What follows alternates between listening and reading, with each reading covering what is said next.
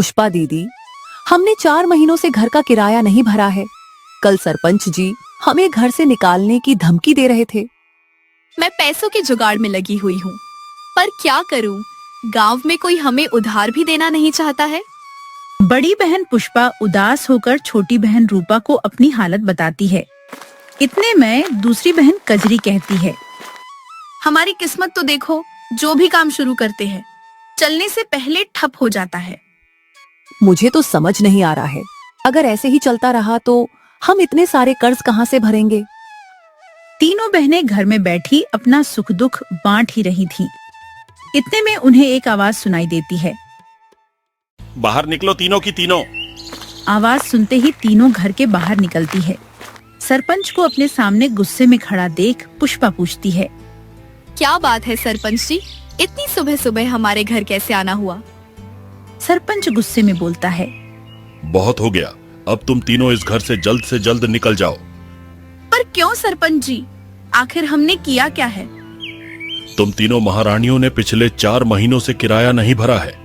अब मैं तुम्हें और मोहलत नहीं दे सकता। ऐसा न कीजिए सरपंच जी, हम पर दया कीजिए, हम कहाँ जाएंगे, क्या करेंगे। ये सब तुम्हें पहले सोचना चाहिए था। मुझे और कुछ नहीं सुनना है, निकल जाओ मेरे घर से। सरपंच बड़ी निर्दयता से तीनों बहनों को घर से निकाल देता है। तीनों बहनें दर दर भटकने लगती हैं। आज हमें घर से निकले पूरे 3 दिन हो चुके हैं। हम और कब तक यूं ही भटकते रहेंगे। हिम्मत मत हार रूपा, हमें कहीं न कहीं रहने का आसरा मिल ही जाएगा। मुझे नहीं लगता कि सरपंच जी ने हमें सिर्फ पैसों के लिए निकाला है, जरूर बात कुछ और है। भला आपको ऐसा क्यों लग रहा है दीदी। वो इसलिए क्योंकि जब हम घर से निकल रहे थे तब उसके चेहरे पे एक अलग ही मुस्कान थी।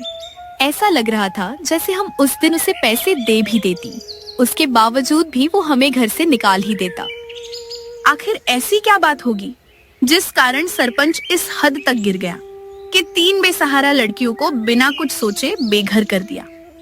तीनों बहनें सरपंच के असल इरादे का सोच सोच कर परेशान हो रही थीं। तभी अचानक मौसम बिगड़ना शुरू हो जाता है। आसमान में काले बादल छा गए, तेज बिजलियां कड़कने लगीं।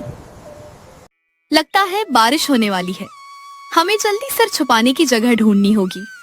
इतना बोलकर तीनों तूफान से बचने के लिए जंगल की ओर भागती है। कुछ दूर चलते ही उन्हें नदी किनारे थोड़ी सी खाली जगह दिखती है, जिसे देखकर पुष्पा बोलती है, कजरी, रूपा, ये देखो, यहाँ इतनी बड़ी खाली जगह है, हम यहाँ अपने रहने के लिए एक झोपड़ी बना सकते हैं। हाँ पुष्पा, तुम सही कह रही हो, इससे पहले बारिश शुरू हो जाए हमें जल्दी से झोपड़ी बना लेनी चाहिए। इसके बाद वे तीनों बहनें बिना एक पल की देरी किए जंगल की लकड़ियों, पत्तों और नदी किनारे की पक्की मिट्टी से एक छोटी सी झोपड़ी बना लेती है। दीदी, भले ही ये झोपड़ी गांव के घर जितनी बड़ी नहीं है, पर यहाँ एक अलग ही सुकून है। न तो यहाँ हमें किराया भरने की चिंता है और न ही घर खोने का डर। सच में पहली बार हम किराए के नहीं बल्कि अपने खुद के घर में रह रही है। तीनों अपने नए घर में रहकर बहुत खुश हो रही थीं। रात हुई, तीनों जंगल की जंगली सब्जियां और फल खाकर सो गईं। आधी रात होते ही तूफान और बारिश का ऐसा कहर बरसा कि उनके घर की छत से पानी की बूंदें टपकने लगीं, जिस कारण कजरी उठ गई। हे प्रभु, अब ये क्या नई मुसीबत है। इतना बोलते ही कजरी ने परेशान होकर पुष्पा और रूपा को जगाया। तुम दोनों जल्दी उठो, देखो छत टपक रही है, ऐसा ही रहा तो घर के अंदर पानी भर जाएगा। ये सुनते ही दोनों फौरन नींद से जगी और बारिश से बचने का उपाय सोचने लगी। दीदी, मेरे पास एक उपाय है, क्यों ना हम छत के ऊपर भी मिट्टी का काम कर दें। मिट्टी की मोटी परत होगी तो छत टपकने का कोई डर ही नहीं रहेगा। उपाय अच्छा है, अभी बारिश हो रही है, आज हमें ऐसे ही गुजारा करना होगा। सुबह बारिश बंद होते ही हम घर की मरम्मत का काम शुरू कर देंगे। इतना बोलकर तीनों सुबह होने का इंतजार करने लगती है। छत टपकने के कारण वे सो नहीं पाती, इसलिए कोने में बैठी बैठी पूरी रात बिना सोए गुजार देती है।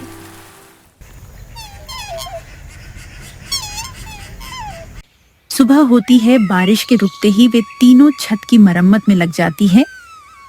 तुम तुम दोनों यहीं रुको, मैं मिट्टी लेकर आती हूँ। थोड़ी देर बाद पुष्पा मिट्टी लेकर आती है और फिर तीनों बहनें छत ठीक करने लगती हैं। अब उनका घर पहले से और भी मजबूत बन गया था। ऐसे ही दिन बीतते चले जाते हैं। अब तो गांव में हर रोज बारिश होनी शुरू हो गई थी, लेकिन तीनों बहनों के घर पर बारिश का कोई असर नहीं पड़ता था। एक दिन बारिश के छुटते ही पुष्पा और कजरी सरपंच के घर जाती है। क्या हुआ, तुम दोनों बहनें यहाँ क्या कर रही हो? घर लेने की उम्मीद न पालना फिर से। सरपंच जी, हमें घर वापस नहीं चाहिए। हम तो बस आपसे एक मदद की उम्मीद करने आए हैं। कैसी मदद? हो सके तो आप हमें कोई काम दिलवा दीजिए। जो भी मुनाफा होगा उसमें से हम आपको भी कुछ हिस्सा दे देंगी। लगता है गरीबी में तुम दोनों बहनों की मत ही मारी गई है। तुमने ऐसा सोचा भी कैसे कि मैं तुम्हारी मदद करूंगा? आप तो गांव के सरपंच हैं, आपको तो गांव में हर किसी की मदद करनी चाहिए। ये आपका फर्ज है सरपंच जी। अब तुम दोनों मुझे मेरा फर्ज सिखाओगी। मेरे इतने बुरे दिन नहीं आए कि मैं तुम अनाथ बहनों से सलाह लूं। सरपंच उनकी खूब बेइज्जती करता है, मानो जैसे वो बरसों पुरानी कोई दुश्मनी अपने गुस्से के जरिए उन पे निकाल रहा हो। कजरी और पुष्पा उसके ऐसे बर्ताव से परेशान हो चुकी थीं। आखिर आप हमसे इतनी नफरत क्यों करते हैं? हमने आपका बिगड़ा ही क्या है? मैं तुम्हें जवाब देना जरूरी नहीं समझता। अब जाओ यहाँ से, मेरा दिमाग ना खराब करो। इसके बाद दोनों मायूस होकर सरपंच के घर से निकल जाती है। दोनों के अंदर घर जाकर रूपा को सब सच बताने की हिम्मत नहीं रहती है, इसलिए दोनों वहीं रास्ते में रुककर परेशानी का हल सोचने लगती है। कजरी, अब हम क्या करेंगे? काम नहीं मिलेगा तो अपना पेट कैसे पालेंगे? कब तक हम जंगली सब्जियां और फल खाकर गुजारा करेंगे? ऐसे तो हमारी सेहत बिगड़ जाएगी। मुझे तो रूपा की फिक्र हो रही है। हमारी छोटी बहन है, हमें उसे खुश रखना चाहिए, पर किस्मत के हाथों मजबूर उसे भी हमारे साथ दुख झेलने पड़ रहे हैं। दोनों बहनें एक दूसरे से अपना दुख बांट रही थीं। तभी अचानक वहां गांव की कुछ औरतें आती हैं। ये दोनों मनहूस यहाँ क्या कर रही है? इन्हें तो सरपंच ने घर से निकाल दिया था ना।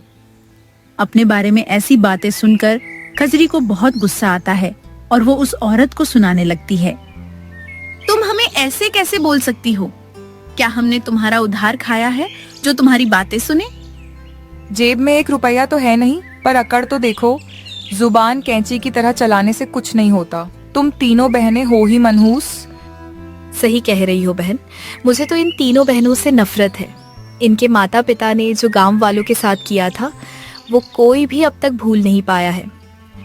कहना क्या चाहती हो? मेरे माता पिता ने ऐसा क्या किया था गांव वालों के साथ? उन्हें बदनाम मत करो, वे तो अब इस दुनिया में भी नहीं हैं। सच सबको कड़वा ही लगता है। खैर, हमें तुम्हारे मुंह नहीं लगना, हमारे पास इतना फालतू समय नहीं है। इतना बोलकर वे औरतें वहां से चली जाती हैं।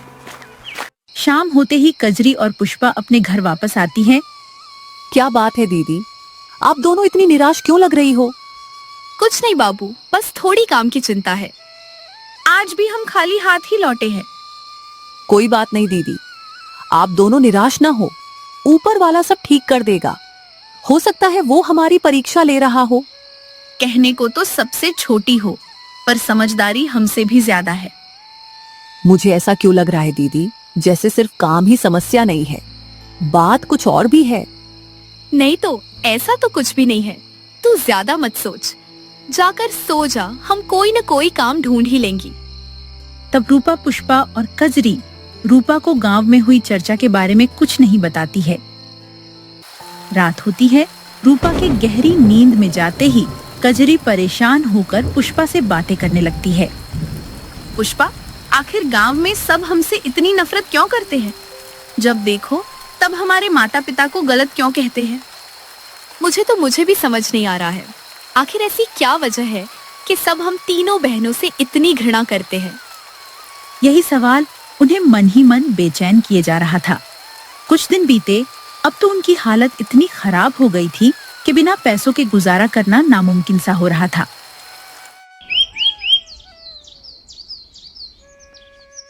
इसलिए एक दिन पुष्पा ने गांव के सबसे धनी व्यक्ति श्यामलाल से मदद लेने की सोची। कजरी, रूपा, तुम दोनों घर पर ही रहना, मैं थोड़ी देर में आती हूँ। अब तुम कहाँ जा रही हो? बाहर मौसम खराब है, कभी भी बारिश हो सकती है। इसीलिए तो कह रही हूँ, घर पे ही रहना दोनों। मुझे श्यामलाल से काम के सिलसिले में बात करनी है। मैंने तो सुना है वो श्यामलाल काफी क्रूर और लालची है। पुष्पा, तुम अकेले घर का बोझ उठाने का सोच रही हो क्या? भूलो मत, तुम मुझसे कुछ महीनों की ही बड़ी हो। इसका मतलब ये नहीं कि मैं आराम करूं और तुम अकेले काम करो। मैं घर में अकेली रहकर ऊब जाती हूँ। अब मैं भी काम करूंगी और घर खर्च में आप दोनों का हाथ बटाऊंगी। दोनों ने साथ काम करने की जिद ठान ली थी, इसलिए पुष्पा उन्हें चाहकर भी मना नहीं कर पा रही थी। अब तीनों बहनें श्यामलाल के घर की ओर निकल पड़ती हैं। रास्ते में मिलने वाले हर लोग उन्हें नफरत की नजर से देखते हैं, लेकिन तीनों अपनी हिम्मत नहीं हारती हैं और श्यामलाल के घर पहुंचती है। श्यामलाल अपने घर के सोफे पे बैठे आराम फरमा रहा था। सेठ, हमें कोई काम दे दीजिए, हमें काम की बहुत जरूरत है। अरे तुम तीनों, आओ आओ। मैंने सुना है तुम्हें बेघर कर दिया गया है। बहुत अफसोस हुआ सुनकर। किस्मत के आगे किसकी चली है साहब? गांव में कोई हमारी मदद नहीं कर रहा है। हम बड़ी उम्मीद लेकर आपके पास आए हैं। क्यों नहीं, मैं तुम तीनों को जरूर काम दूंगा और पगार भी अच्छी दूंगा। आखिर तुम तीनों हमारे गांव की ही बेटी हो। ये सुनकर तीनों के होश उड़ जाते हैं। रूपा हैरान होकर मन में सोचती, ये श्यामलाल तो दिल का बड़ा अच्छा है। लोग फिजूल में इसके बारे में फालतू की अफवाह फैला रहे थे। रूपा इतना सोचती ही है, इतने में श्यामलाल उन्हें कुछ पैसे देकर काम करने को बोल देता है। ये लो, कुछ पैसे रख लो और आज से ही काम में लग जाओ। और हाँ, आगे कभी भी पैसों की जरूरत हो या कोई भी परेशानी हो तो बेझिझक मुझसे कहना। शुक्रिया सेठ, आप सच में बहुत भले इंसान हो। भगवान आपको हमेशा तरक्की दे। इतना बोलकर तीनों मजदूरी के काम में लग जाती है। दिन बीतते हैं, अब उनकी थोड़ी आमदनी होने लगती है। अब उनके घर में न तो राशन की कमी थी और न ही पैसों की। श्यामलाल ने तो जैसे उन तीनों की किस्मत ही बदल दी थी। एक दिन मौसम की मार गांव पे ऐसी पड़ी कि बारिश ने रुकने का नाम ही नहीं लिया। न जाने अचानक मौसम को क्या हो गया है, बारिश रुकने का नाम ही नहीं ले रही है। आज 4 दिन हो गए हैं, हम काम करने नहीं गए। अगर सेठ श्यामलाल गुस्सा हो गए तो लेने के देने पड़ जाएंगे। इतनी बारिश में कोई पागल ही होगा जो घर से बाहर निकलेगा। आप फिक्र मत करो, सेठ श्यामलाल बहुत अच्छे हैं, हमारी परेशानी समझेंगे। हाँ, ये तो है, वो हमारी जिंदगी में एक फरिश्ता बनकर आए हैं। जहाँ सबने हमसे मुंह फेर लिया, वहाँ उन्होंने हमें सहारा दिया। वैसे मुझे आप दोनों से कुछ बात पूछनी है। क्या बात है रूपा? किसी ने कुछ कहा क्या? मैं कुछ दिन पहले घर का सामान लेने बाजार गई थी। तब वहाँ मुझे सब लोग बहुत ताने दे रहे थे, कह रहे थे अपने माता पिता की करनी का फल जरूर भुगतेगी। तू उनकी बात पे ज्यादा ध्यान मत दे, वे सब हमारी तरक्की से जल रहे हैं। और नहीं तो क्या, जब हम दर दर की ठोकरें खा रहे थी तब तो कोई मदद करने के लिए आगे नहीं बढ़ा। अब हम उनकी बात क्यों सुने भला? पुष्पा और कजरी गांव वालों के तानों को नजरअंदाज कर रही थी। उन्हें ये समझ नहीं आ रहा था कि इन तानों के पीछे क्या गहरा राज छिपा है। वे तीनों बिना किसी फिक्र के अपने मिट्टी के घर में आराम से रह रही थीं। बारिश और तूफान इतना ज्यादा बढ़ गया था कि गांव में हर तरफ पानी भर गया था। लोगों के लिए गांव में रहना मुश्किल हो रहा था। सरपंच जी, हमारी सहायता कीजिए, हमारा घर डूब रहा है, हम कहाँ जाएंगे? आप सब घबराइए मत, मैं कुछ सोचता हूँ, मुझे थोड़ा समय दीजिए। समय ही तो नहीं है सरपंच जी, बारिश ऐसे ही होती रही तो पूरा गांव डूब जाएगा, कुछ नहीं बचेगा। गांव की परिस्थिति बहुत खराब हो गई थी। पानी का बहाव इतना बढ़ गया था कि सब अपनी जान बचाने के लिए जंगल की ओर भाग रहे थे। जंगल पहाड़ की ऊंचाई पे था, इसलिए वहाँ पानी भरने की परेशानी नहीं थी। रूपा और कजरी घर के बाहर बैठी थी, तभी उनकी नजर गांव वालों पे पड़ी। कजरी दीदी, वो देखो गांव वाले जंगल में इधर उधर दौड़ रहे हैं। अरे हाँ, चलो देखते हैं क्या हुआ है। कजरी पुष्पा को आवाज देती है। पुष्पा भी घर के बाहर आ जाती है। फिर तीनों गांव वालों के पास जाते हैं। उन गांव वालों की भगदड़ में सरपंच भी था। क्या बात है सरपंच जी, आप सब इधर उधर भाग क्यों रहे हैं? हम सब अपनी जान बचा रहे हैं। हमारा घर डूब चुका है। हम बेसहारा हो गए हैं। जो जैसा करता है उसके साथ वैसा ही होता है। एक समय आपने हमें बेघर किया था, आज भगवान ने आपको कर दिया। कजरी, ये कोई समय है क्या लड़ाई करने का? ऐसे किसी के बुरे वक्त का मजाक नहीं उड़ाते हैं। आप सब हमारे घर चलिए। यहाँ बारिश के कारण बाढ़ आने की संभावना नहीं है। इतना बोलकर तीनों बहनें सभी गांव वाले को अपने घर लेकर चली जाती हैं।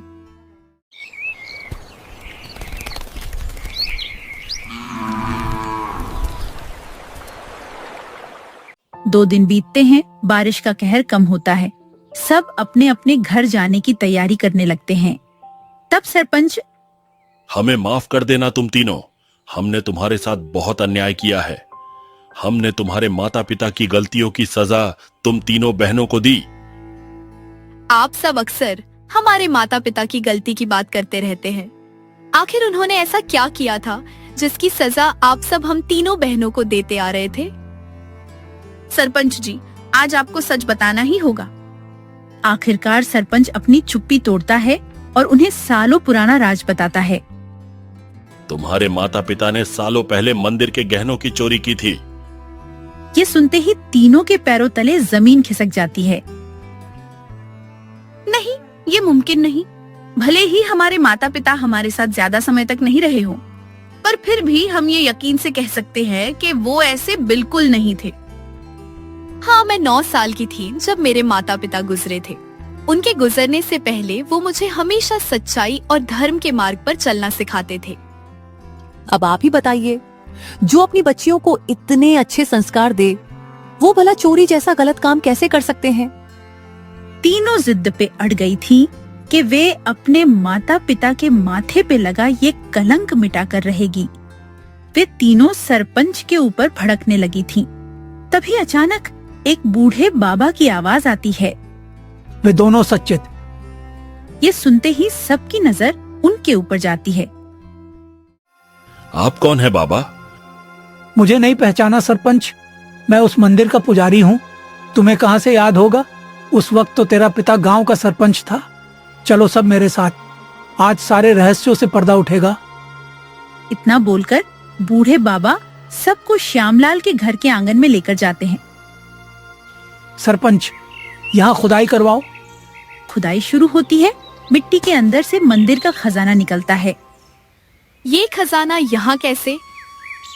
क्योंकि श्यामलाल ही असली चोर है। वो तेरे पिता का खास मित्र था। उनसे चोरी करके तेरे माता पिता को फंसा दिया। अगर आपको सच पता था तो आपने अब तक किसी को कुछ बताया क्यों नहीं था? मैंने श्यामलाल को चोरी करते देख लिया था, इसलिए वो मेरी जान का दुश्मन बन गया था। उससे बचने के लिए अब तक मैं अपनी पहचान छुपाकर घूम रहा था। वो श्यामलाल बाढ़ से बचने के लिए शहर भाग गया है। अब हम उसे सजा कैसे देंगे? उसने मेरे माता पिता का नाम खराब किया है। इतने सालों तक उसकी वजह से आप सब ने हमें इतने ताने मारे। मेरे माता पिता को कोसते रहे। उसे उसकी भरपाई करनी होगी। हम कैसे भी करके उस श्यामलाल को गांव वापस लाकर रहेंगे। दीदी, मुझे ये समझ नहीं आ रहा है, अगर श्यामलाल इतना बुरा था तो उसने हमारी मदद क्यों की? वो इसलिए क्योंकि ये आधा खजाना है, आधा तुम्हारे पिता ने उससे बचाकर कहीं छुपा दिया था और उसे लगता है कि तुम्हें खजाने का पता है। अब सारी हकीकत उनके सामने थी। उन्होंने शहर में श्यामलाल के पास ये खबर पहुंच पाई कि बाकी का खजाना मिल चुका है। श्यामलाल लालच के भंवर में फंस गया और गांव दौड़ा चला आया। सभी गांव के चौराहे पर खड़े उसका इंतजार कर रहे थे। कहाँ है मेरा खजाना? तुम्हें खजाना नहीं, हथकड़ियां मिलेंगी सेठ। ये सुनते ही श्यामलाल समझ जाता है कि उसे झूठ बोलकर बुलाया गया है। सरपंच और बाकी के गांव वाले उसे पुलिस के पास लेकर चले जाते हैं। फिर रूपा पुष्पा से पूछती है, दोषी को सजा तो मिल गई, पर ये समझ नहीं आया कि पिताजी ने बाकी का खजाना कहाँ छुपाया होगा। मुझे पता है, माँ कहा करती थी कि हमारे घर के आंगन में गांव की धरोहर छिपी है। आज मुझे इसका अर्थ समझ आया। इसके बाद पुष्पा ने अपने किराए वाले घर के आंगन की खुदवाई कराई और खजाना वापस से मंदिर के हवाले कर दिया। फिर वे तीनों बहनें खुशी खुशी नदी किनारे वाले घर में रहने लगीं। अब उन्हें कोई घृणा की नजर से नहीं देखता था। सब उनसे बहुत प्यार करते थे और उन्हें अच्छी पगार पर काम भी देते थे। इस प्रकार की मजेदार कहानियों को सुनने के लिए हमारे चैनल अक्कू टोन को सब्सक्राइब करना ना भूलें।